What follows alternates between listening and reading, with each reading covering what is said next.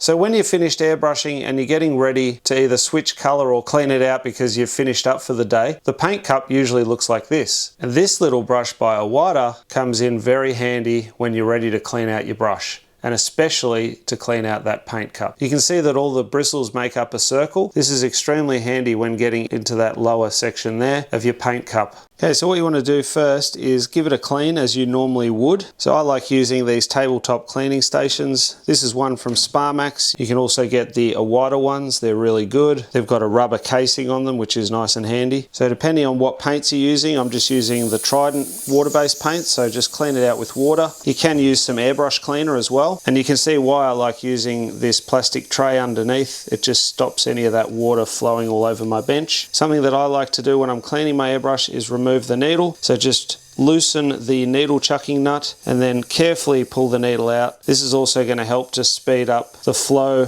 of water going through and flushing out the color cup. You can also just tip it out. To get some of that paint off the needle, just using a baby wipe away. You don't want to do it the other way because you could potentially stab yourself, so always wipe away. And now using the brush, you can spray a bit of water on there as well as in the cup, and then just get in there and you can see how easily that all comes off. So yes, you could do this with paper towel and a baby wipe, but using this brush does make it a lot easier and quicker, and it'll ensure that you get right into that little spot in the base of the color cup. Let it blast out again, and if there's still some paint left in there, just fill her up again and just get right in there. And you can see that's pretty much everything gone. So you can just see a bit of that white paint just stuck in the base there. That's actually not the paint that I just used. That's from using it previously. It's just dried up over time, and I'm going to use a bit of this airbrush cleaner, drop some of that in straight, as you can use this stuff and mix it down with some water if you want to just flush through your airbrush. For stubborn bits of paint, I like to use it straight. And then again with the brush, you can really get in there, give it a really good clean, and that should clean up that last little bit of paint residue. Again, flush it out.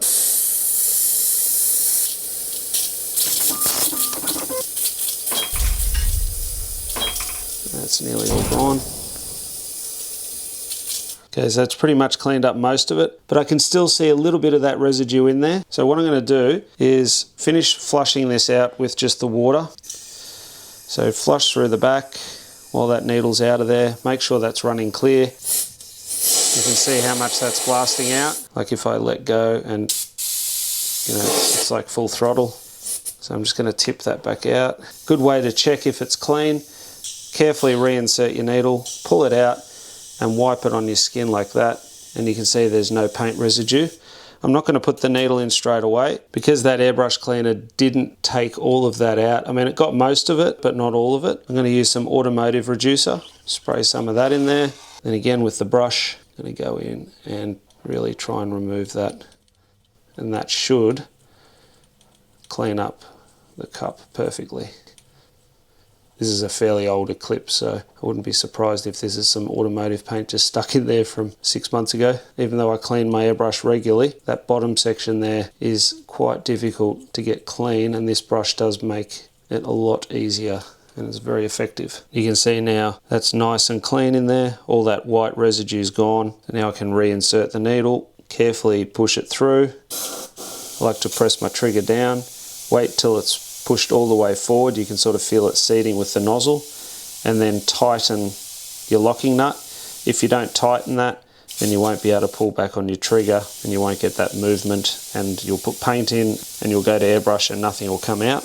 Put your handle back on and it's all nice and clean. If your airbrush has any of that bronzing that you can see down the bottom, that sort of browny tarnishing, that's just a natural thing that occurs with your airbrush. So after you start using it for a while, it'll start to tarnish a little bit. It doesn't affect the performance of your airbrush. It doesn't contaminate your paint or anything, so don't worry about that. There is some information about that on the Iwata website as well if you're unsure. So if you are interested in getting one of these brushes, you can buy them singly. The item code is HPA-WB B1, and you can see it's a washing brush round. Something that I just found out recently is that the Iwata cleaning kit has changed a little bit. You can see it does come with the brush, so if you buy this you will get that in there. You'll also get the airbrush cleaner that I used earlier, plus the magnifier and the nozzle wrench. You all know how much I love that, plus some pipe cleaners which are safe to use in your airbrush. However, the new change is they got rid of the studio wipes and they've replaced it with a thread sealer. So when you replace your nozzle, you can use that instead of beeswax. I haven't tried it myself as yet. I will do, and I'll let you know how that goes. So to fast track your learning, you can definitely check out our online airbrushing course at airbrushassylum.thinkific.com,